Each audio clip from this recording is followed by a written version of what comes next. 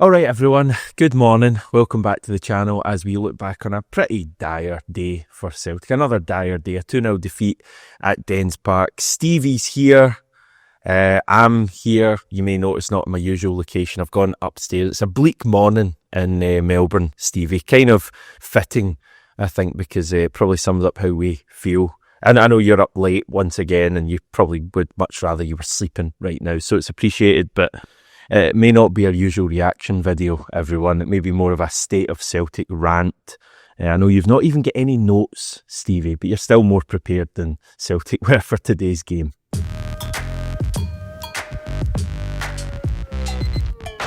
Very good, yeah, no notes, and it's weird. I was actually in a state of disbelief earlier on today, and I think more alarmingly what I have said, after the Braga game we came on, and we said that there were a lot of fans when that second goal went in, weren't even raging, they were just real apathetic, and that's the way I feel again. Like, there's a real disconnect with everything at the club, the players in the park, the manager himself, the club and everything surrounding it, at board level, and beyond really. There's really no harmony, and it's weird because obviously when you first started this channel, Celtic were going through a really bad spell at the time. I think we're just about to draw one each with Kilmarnock at home, but you didn't feel as if it was completely all over for Celtic back then. There was a lot of players there still who were experienced enough to get us over the line in that Ange Postecoglou era, and had won certainly a lot under the previous manager. But I really worry about this Celtic team because we've got already a lot of that quality. A lot of the players that got us over the line in Brendan's first season back are no longer here. I'm talking about Furuhashi, Nicholas Kuhn, eventually Matt O'Reilly, and Joe Hart as well was a big character for us, and a current goalkeeper is nowhere near him now. And I know Joe Hart had these critics. I was certainly one of them, but I guess we'll touch on the players and everything now, but that's all I can really say to now, Hamish. It's a real complete disconnect with how I feel at Celtic, that we're talking at this time, and after being scudded to all at Dens Park, I'm still not even that raging. It's hit home just how bad we are today. And obviously, I was saying to you about a certain game 5 years ago when I woke up, when you and certain others were predicting that we were sleepwalking into it. I think that was the one that hit me today more than anything. At half time when we were chatting, I was like, I've got to hold my hands up, because before the game I'm thinking, I think as bad as we are, I predicted we'll beat Dundee fairly comfortably, because I've watched Dundee this season. Just watched them 2 weeks ago against Aberdeen. Absolutely terrible, Hamish. Really, really poor. And I thought, like, this Celtic side, as bad as they are, we'll be able to go to Dens Park and get a result and get the 3 points. At the bare minimum, it might be a horrible, horrible performance, but they should be able to do the job. And the fact that we were trailing at half time today and we didn't look as if we were going to get back in the game genuinely shocked me, as much as a certain game 5 years ago, mate. And this was the real day that I woke up and realised that you, many others, have been right about this Celtic team all season. No, I'm not going to just say that, because on Friday I was saying that I expected Celtic to be good enough to take care of Dundee. I didn't think it would be particularly spectacular, but I thought the team would have enough grit and some sort of quality to win the match. But equally, having said that, I really wasn't that surprised watching the game. It was clearly it was a low point for the Brendan Rodgers second era. I think for me anyway, that's, and I know there's been a lot of them recently, but that was the worst performance I've seen. Because I honestly, and I think it's a comparison people make a lot, but that game and with the way things are at the moment reminds me so much of the 2021 season. And I know people have said that a fair bit. They probably said it when Brendan first came back, and they were saying it about that period we went through, but I agree with you. That felt different. That felt as if we just weren't quite doing it, but there was still things you could lean on. We maybe had some players to come back, and maybe we just kind of were waiting for the result to turn the corner. This feels to me like a finished Celtic team. And to be honest, I think I said that a number of weeks ago. I think I said that after Kairat and after Ibrox and after whatever else, and I've not seen anything,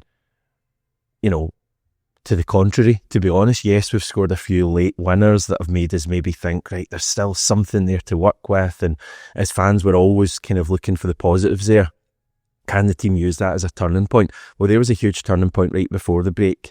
Motherwell, probably didn't really deserve to win that game. I know we had some chances, but we kind of snatched that at the end, having been 2-1 down. You go into the international break, you get a lot of PR from the club with various new signings, and Alistair Johnson's back, and you think, right, maybe we're going to kick on now. But I actually wasn't surprised to see such a laboured performance. But I do think it was the worst. Like I thought it was right up there with the worst Celtic performances I've ever seen, and certainly the worst under Brendan Rodgers' second time round. Anyway, you can tell we're going to chat a lot, everyone. I do need to just do a quick bit of housekeeping and thank Practical CBT for sponsoring today's show. They are your route to great mental health. They offer short online courses and affordable Zoom coaching sessions, especially designed for men, with up to 33% off for Celtic AM listeners. Check out the link in the description to get started. I'm hoping nobody wants to come and play table tennis, Stevie, because I'm currently perched right on the table tennis table. Are you good at table tennis? No, but several guys that I used to work with are brilliant at it. Hamish, what that's got to do with Celtic, I don't know. It was just a wee segue for you to go into something here. No, I'm just going to kick on now with the Celtic chat. See, when the lineup, right, so again, I'm feeling some sort of excitement going into the game today. I don't know how much you were feeling, but I'm kind of excited to see Celtic back. Can we use that Motherwell game, etc., etc.? Without meaning to sound like another former Celtic manager, but my heart sank when that team came out an hour and a quarter before the game, and it's Schmeichel, Ralston, Carter Vickers, Scales, Tierney, McGregor, Hatate, Nygren, Tinekti, Yang, Iheanacho, just kind of back to the same players who have let us down in recent months so far this season, and just going back to the well and hoping that there's more there. I think we're just crying out for, and I said it leading up to the game, Brendan Rodgers to be bold and to be a big manager and make decisions here. And you can't keep going to McGregor, Hatate, Nygren midfield and hoping that'll work, or Yang on the right with Ralston behind him and hoping that works. We need to be making, bigger decisions here and seeing fresh players with a point to prove. I know he's not perfect, but why is Balikwisha not starting that game today after, that big impact at the end of the break? And I actually thought Balikwisha looked all right when he came on today. Certainly for me would have been a better option than Yang. And why Hatate, the first thing Hatate does in the game, Steve, a couple of minutes in, the ball rolls over his foot, and you're just like, oh, is it going to be one of these days again? Yeah, it was. And to back you up on it, you were right. I remember before the game I said, we've got a chat, and you, several others, quite accurately said, what you're going to get for this team. They're going to be so disappointing. They're going to be flat. They're going to be so slow, coming out of traps and everything. Then, yeah, you called it. You really did. I thought, that even though the Celtic side and that midfield that have been much maligned, certainly by myself anyway, Nygren, Hatate, McGregor, there's no balance to it. I certainly feel that Nygren is in a position that is just so unfamiliar to him that I don't think he's in the right one in that midfield. And even at that, I thought to myself, well, as garbage as he's been, he's got us a goal against Motherwell recently. He's got us 5, I think, in the league so far already. And he's obviously got his assists as well. So you do get something out of him. There is a bit of productivity. I think with Hatate as well, you've only really had one moment of brilliance, and that was a goal at Pataudry. Now, I must admit, Hatate did play a really good ball over the top for Kieran Tierney today, 1-0 down. But that was all he did. But even at that, I would say he was the most likely to get a goal in the second half. He had a shot blocked on the line, one just by the post, and it was his effort that obviously led to the penalty call too. And it was like skying over the bar, but he was taking risks, and he was actually trying something. So as much as I'm criticising Hatate for the basics that he didn't do right, he looked like they were a major goal threat in the second half, which is quite alarming really when that front three were nowhere to be seen, Hamish. But coming back to your point about the starting lineup, right, it is as average as it was. I actually looked to the bench as well, and I thought there's not a lot of players really there that I could say actually deserve a starting place. You can't rely on James Forrest. Ballywisha, as much as he did well against Motherwell, hasn't shown enough for me. Luke McCowan, I believe, is only good coming off the bench. Certainly was okay when he came on against Dundee today. And Arnie Engels, for whatever reason, has just not shown anything this season whatsoever, other than a decent first half or so against Falkirk. The only two players there that I would actually say, three at a push, that probably deserve to be starting would be Colby Donovan ahead of Ralston, the goalkeeper Sinisalo ahead of Schmeichel, and obviously Sriracha as well, who I think is definitely on this season alone, he's been far more competent than Kieran Tierney has been. Like, if you want to talk about that down our left in the first half, Hamish, like the way Dundee were tearing us apart. This is a Dundee side. They get absolutely hammered off Aberdeen 4-0. They've been beaten off Airdrie and Alloa already this season as well. And Dundee went into that game again. They should have been like low in confidence. We should have been pinning them back, peppering their goal with all sorts of shots inside and outside the box. We had an effort from distance from Iheanacho, I believe, and that one with Tierney. But that was it. We had two efforts. The shooting, the quality of the shooting though, like even when we got into good areas, like Iheanacho skied it. Ralston had one that I think he cleared the stand at Dens Park. Tierney's one's a great chance that if people were saying he should maybe square it to Iheanacho. I've not got a problem with him taking the shot, but he's just got to put that into the net. Like, I don't think we barely tested their goalkeeper, and like even when we did create the rare opportunities, the shooting was massively off. Why do you think Brendan Rodgers is like continually going to the same players? Really good Celtic players, like we love Real Hatate generally. Like, he's been a good player for Celtic. Cameron Carter-Vickers is the best centre back I've probably seen. I've not been following Celtic as long as you, but in terms of what he's done for Celtic, he's been exceptional. Kasper Schmeichel's been good. Whoever else, Dies and Maida wasn't involved, but you could add him to that conversation. But there's an argument that these guys aren't doing it anymore for us. Maybe Callum McGregor, you could possibly add to that as well. Why do you think he's still starting these guys like every single game? Is it just that he thinks they're going to come good? Does he just not trust the bench? Is he being stubborn? I think he's a very safe manager now, Hamish, and he is very, very allergic to taking risks nowadays. I think that the passive nature in this Celtic side is a lot of it comes from the manager as well. I mean, we have known for weeks now when we've watched that system, the balance is totally disjointed, and really, when you look at the midfield three, nowhere near aggressive enough for a Celtic side in terms of ball. I mean, ball retention is one thing because like the likes of Hatate and Nygren constantly just giving it away. But in terms of like ball winning, like it was all summed up for me with that second goal. Like Tenecti tries to be a couple of players, right? And who is it? The Dundee right back. His name actually escapes me, but he had him in Dre Wright, wasn't it? Dre Wright. Now he absolutely bodied Tenecti today, and he robs him. And then when you look at that passage of play before the second goal, Hamish, right? It's like Dundee, there's like 3 opportunities for Celtic to get in there, win the ball, or even haul a player down, don't let them just break out. But this Celtic side, as we've seen constantly, Hamish, and arguably as well under Ange Postecoglou, this Celtic side are just far too nice. And that was a moment when you haul a player down, see if they're going to win the ball.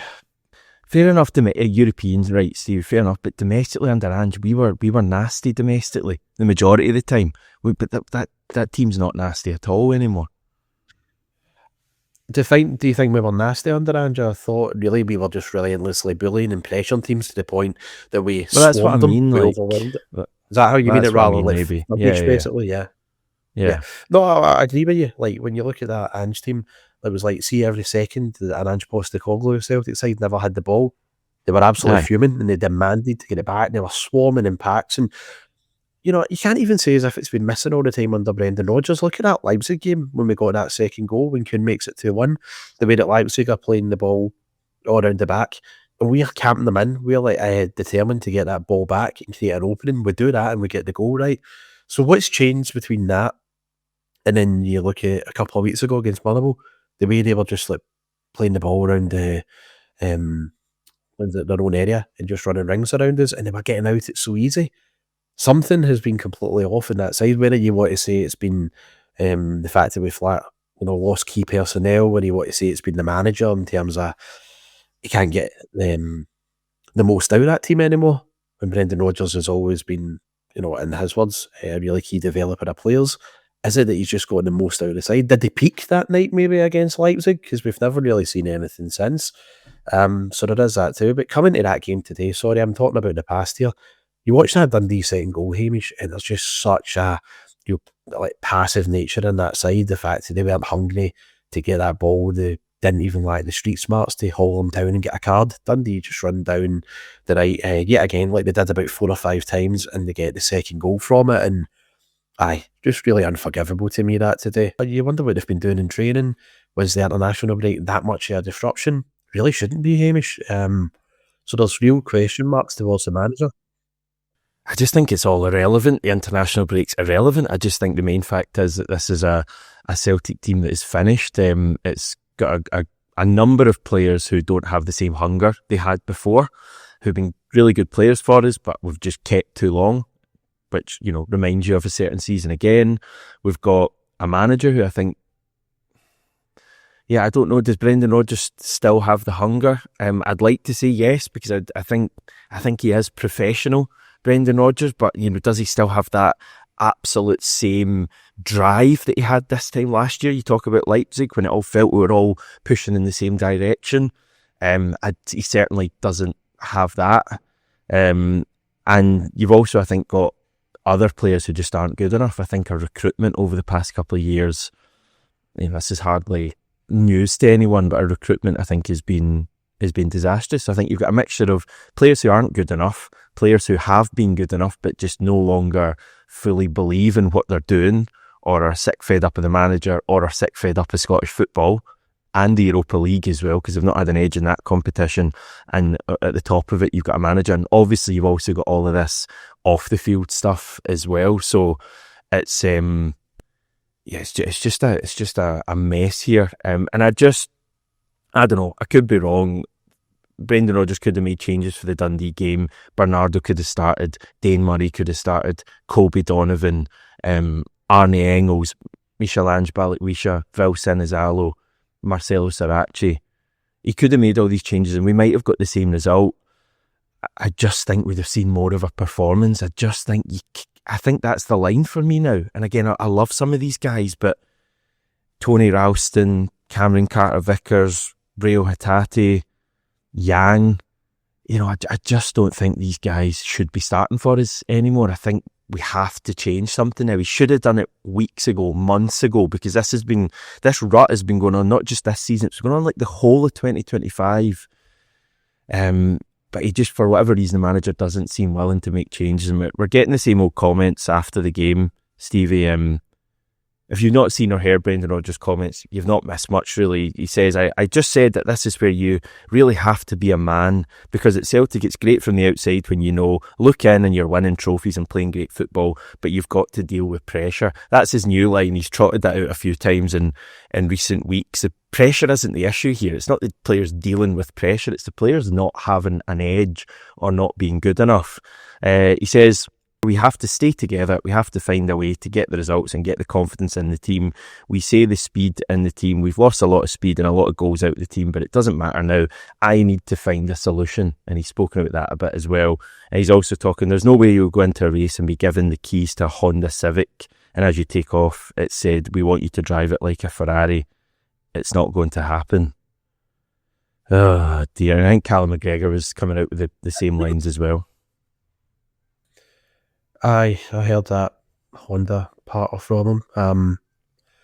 Just insulting, really. I mean, Brendan Rodgers has enough tools and resources at his disposal to get the best out of a team and set up the side to basically be able to handle Dundee at Dens Park like several sides have been able to this season. So no, I'm not buying that from him. I think Brendan's maybe planned that in his head for, I don't know, something like maybe 10, 15 minutes after the game, thinking that's going to go down well, but it's just not. But again, I've just been hearing the same old sort of the same old excuses from the manager. And any time now when you hear for the captain after it, it's very unwelcome. I don't want to compare him to I say another captain at a side, Hamish, but again, it's just the same old words from Callum McGregor too. And again, he's a real like detriment to this side. Like when I watched him today, right? You watch that first half, Callum McGregor plays so many passes, right, Hamish, when he's got the ball, screaming at players to come closer. They move out of position, where they come closer to him, receive the ball, and then he's demanding it right back. And everything was just being forced out wide to Yang, who's like an ineffectual winger, and he doesn't want to be here at this point. Can't even sit and blame Yang because, again, Celtic wronged him.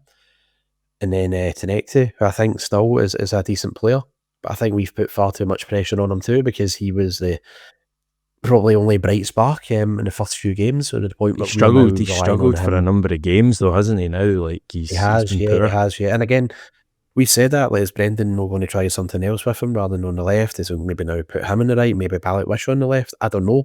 But Brendan's this famed manager who's able to get so much out of players, and it looks like Tenecte has been dragged backwards. But I know you drive this channel, right? And I just wanted to ask you a question. What's your opinion on how I've seen online for a lot of people saying that the protest at the start with the throwing of the objects onto the park really disrupted that team, and if anything, the team weren't able to recover from it? Because I'm pretty sure me and you watched the game when we beat Dundee 4-2, and that happened in protest to Bernard Higgins getting appointed. If you remember last season, early on in the game, we threw the oranges on the park at Tannadice in protest to all the fact that I think they were charging like £40 a ticket or something for that match. So I think that's a really lazy excuse.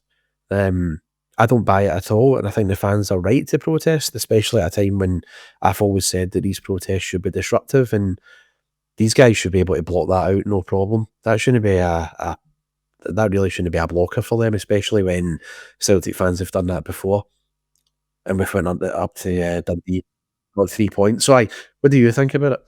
Well, it happened right at kickoff. I think literally kickoff was taken and the stuff is thrown on. I've seen videos of it. So, like, basically the game kicks off again effectively after that. Okay, right, not right for the centre circle, but it's basically kickoff after that.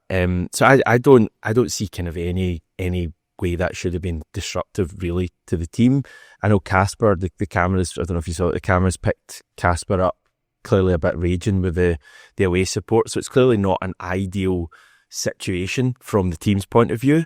But, you know, there's always, like, as fans, we are deeply unhappy with, to be honest, everything, but especially, you know, the board at the moment, certainly at that point.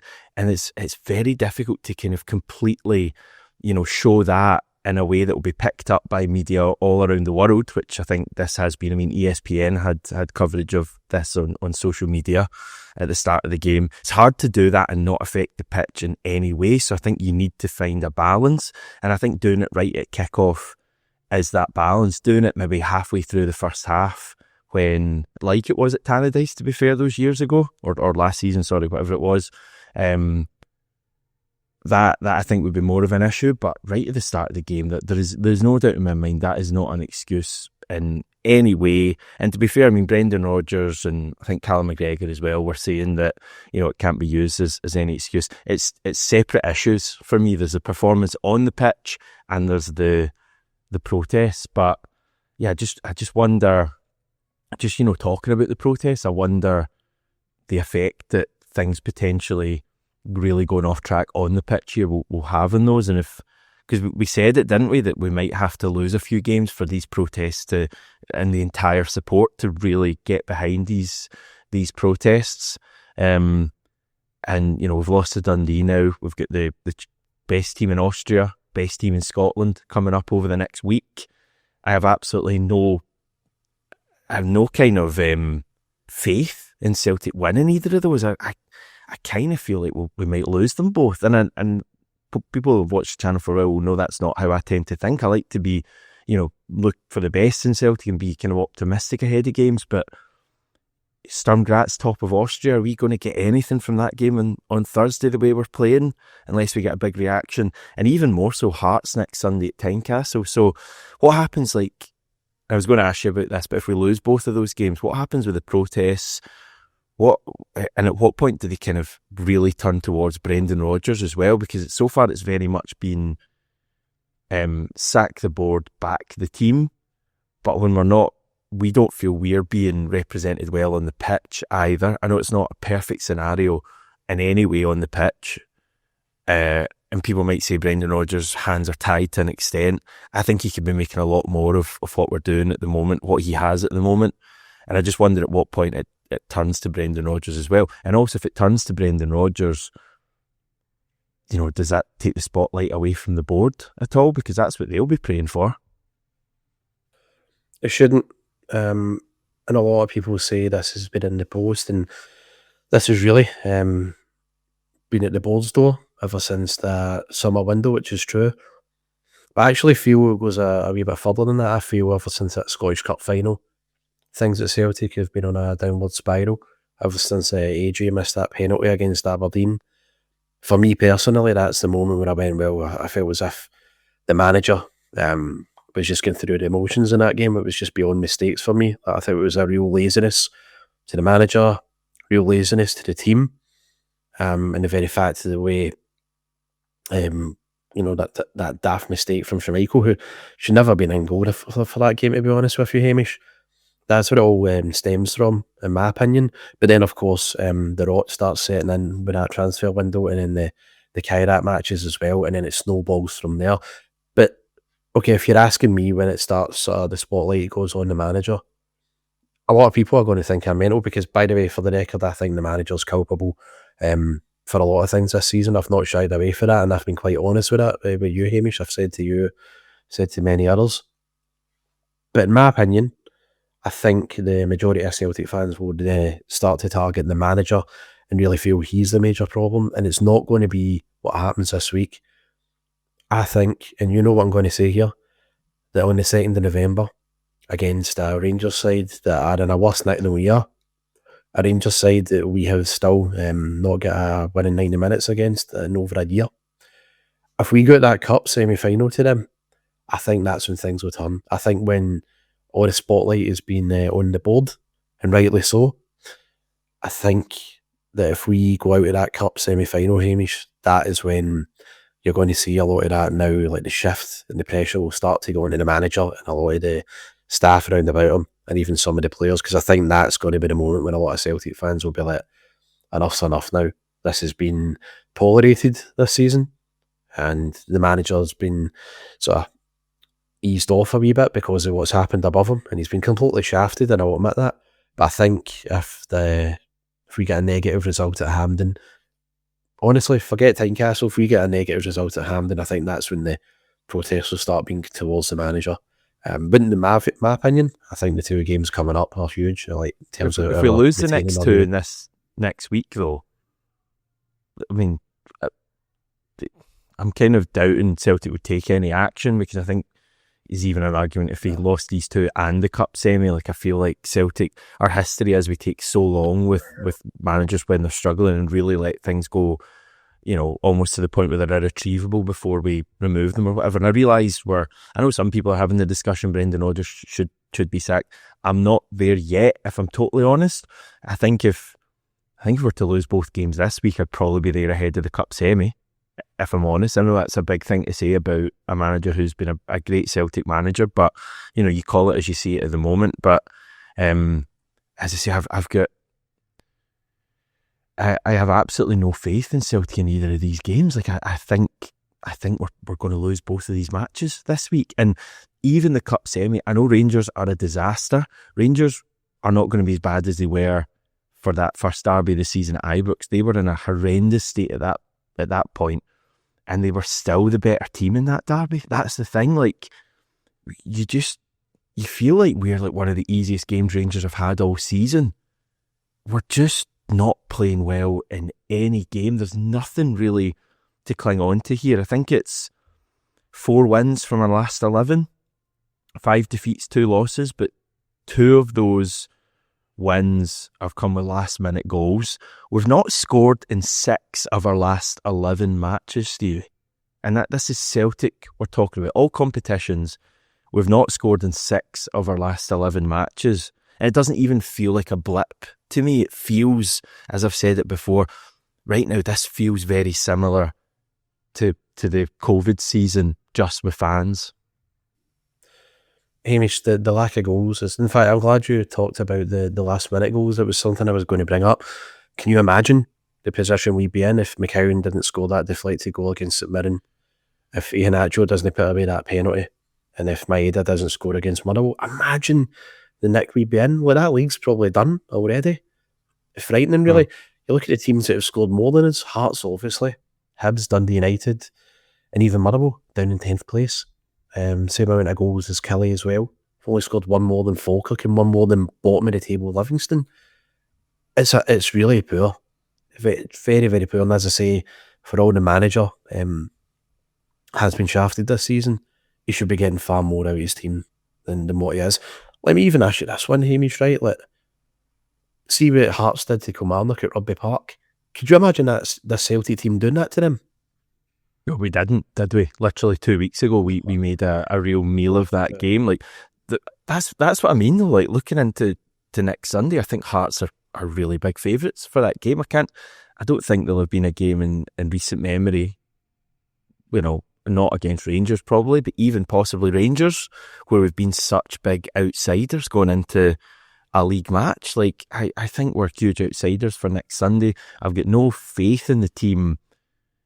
We'll probably, because we're fans, we'll probably try and convince ourselves during the week that the team are going to rebound from that and get some sort of positive result against Sturm Graz. But I just think this team's finished. And I'm questioning then, if this team is finished, which I think it is, I don't feel like this is going to get better in any way. So I feel like we're just kind of delaying the inevitable at this point. Then, should the club maybe not look at taking some sort of action relatively soon? And I'm wondering, if we were to lose to Sturm Graz and Hearts ahead of the cup semi, would that be the time for some sort of change? Because how else do you salvage this season? I mean, there might be people watching this thinking, yeah, Brendan will get it right here. He's been in this position before. I would debate that, to be honest. I think this is the bleakest position he's been in. This is a team that just looked totally finished, devoid of ideas, devoid of, effort and whatever else. I actually see no real hope this season. If you're Hearts, you're thinking, God, the state of Celtic and Rangers, this is our league to go and win this year. Hamish, you said Celtic have been in this position before, or more specifically, Brendan has, and you're right. You look at his first season back, when back-to-back defeats against Kelly and then Hearts before that. Terrible result against Motherwell, a one each draw at home there. And you're right, it was a real sticky patch he went through. But I think most importantly, while people were scunnered at it, fans still stuck together with the team. There wasn't this disharmony from what we're seeing now.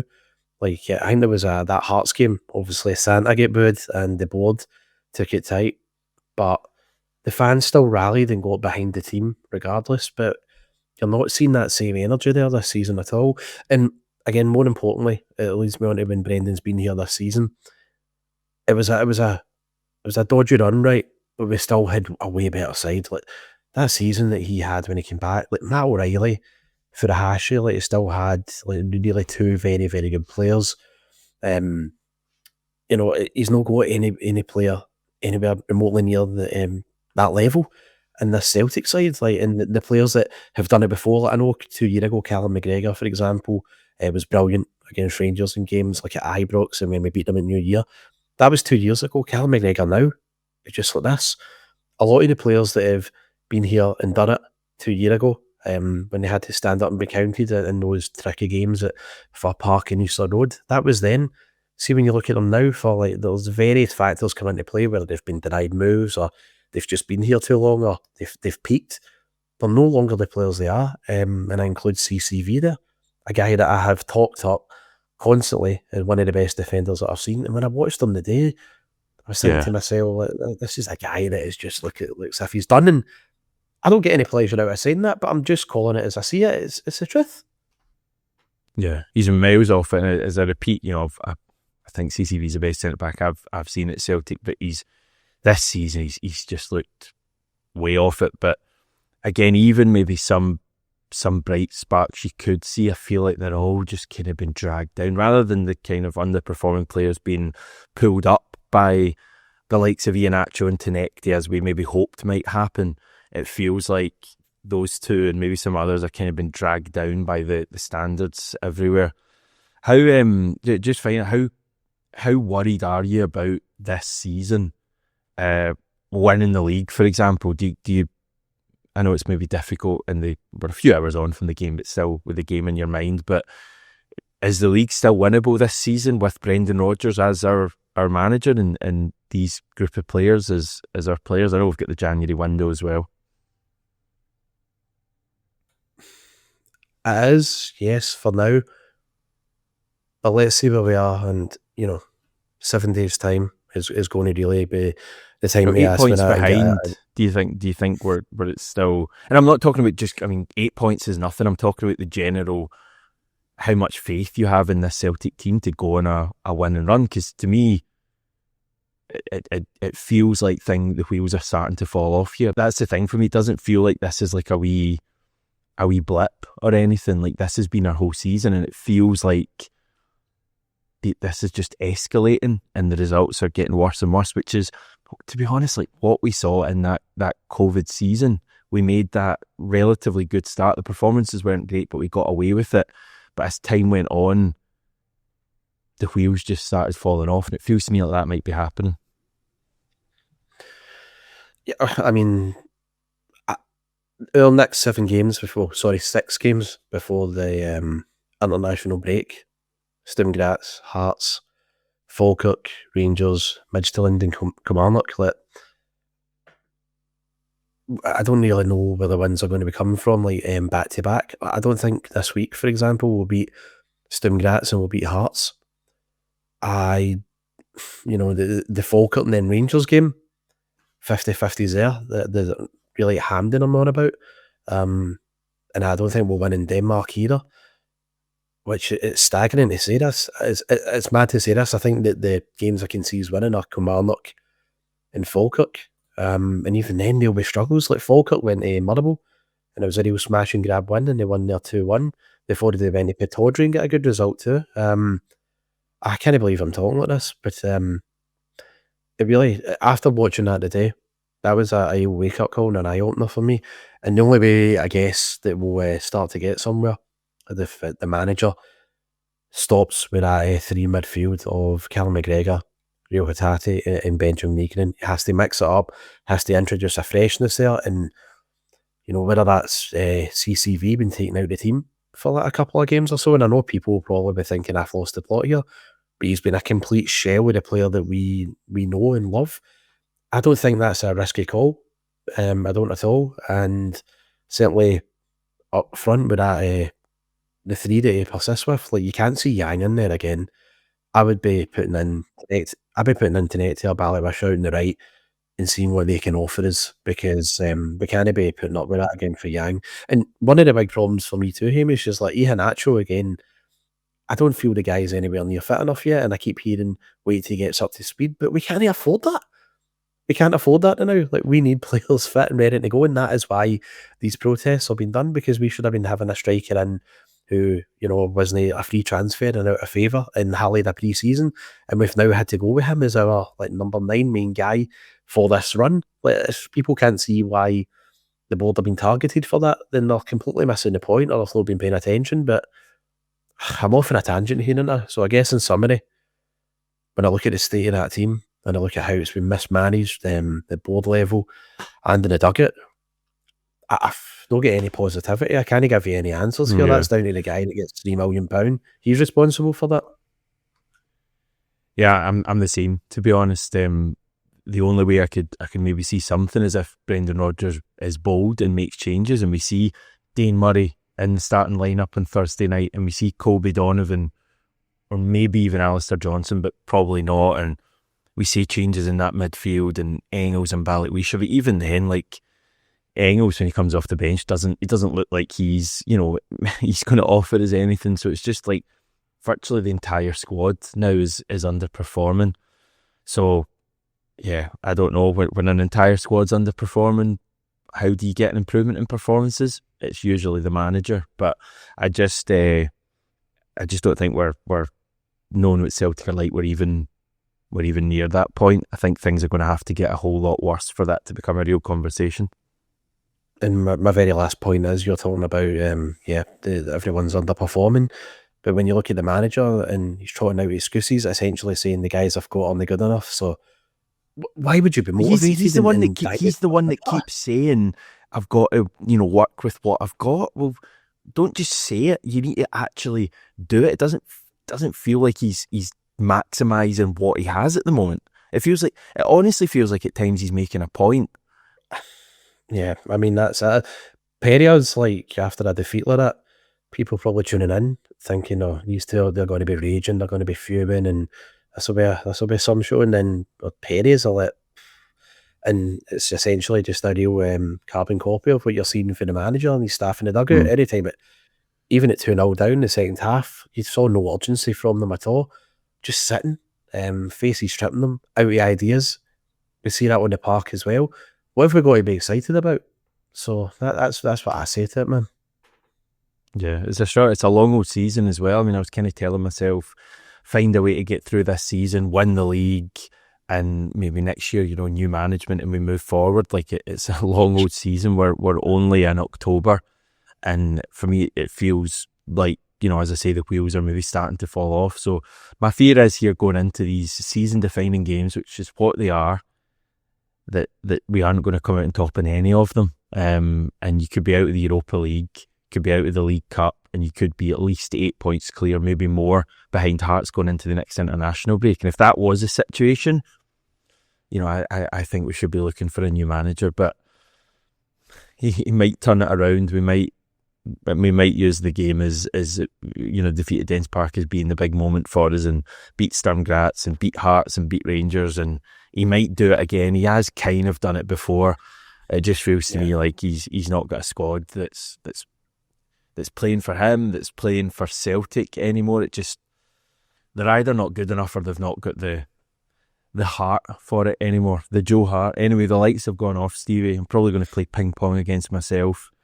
Anything good happening in your life you could cheer us up with? I had I was at my grand's earlier, and I went to a cafe that I've not went in like 20 years. It's the Drake Cafe down at Crawford. And do you know what I had for the first time in 20 years? It was a big double nugget with ice cream and hunters or raspberry. That has been the highlight of my day. Do you mean like nougat? Aye, I've called that a nugget, but I thought chicken nugget. I thought that's what you meant. So plenty of nuggets a day. Don't worry about that. No, I mean that is a highlight of my day. Taking years off of my life by shoving that down my gob. Sad, isn't it? Very sad. Yeah, it's a great way to finish, Stevie. I'm sure everyone's delighted to have heard that. But thanks again, Stevie. Get off to your beds, I always say. And I don't know, I was going to say you might feel a bit better in the morning. I've had a sleep in, and I don't feel much better in the morning. So got off to my bed. Sounds like my dad. Right, Stevie, appreciated. Thanks everyone for watching, and I sense it'll probably be a pretty busy comment section. So fire on with what you made of things. I'll probably rattle through a good few comments tomorrow. I want to dive in a little bit to what's going on with the collective as well, because there's been a few communications since we last spoke, but I wanted to just keep it to the match basically today. But yeah, we'll head off, and we're going for 18,000 subscribers as well. So if you're watching this and aren't totally raging with us, click that button, please. Chat to you tomorrow.